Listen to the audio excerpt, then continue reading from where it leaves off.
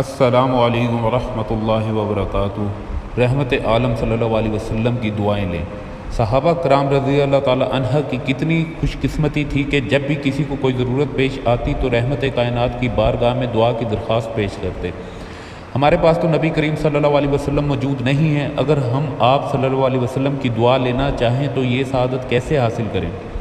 اس کا حل بھی نبی رحمت صلی اللہ علیہ وسلم کے فرامین میں موجود ہے کہ جو بندہ عصر کی جماعت سے 8 یا 10 منٹ پہلے مسجد آئے اور 4 رکعت سنت ادا کرے تو وہ شخص رحمتوں کا مستحق بن جاتا ہے، کیونکہ اس بارے نبی صلی اللہ علیہ وسلم نے فرمایا، اللہ کریم اس شخص پر رحم فرما دے جو عصر سے پہلے 4 رکعتیں پڑھے۔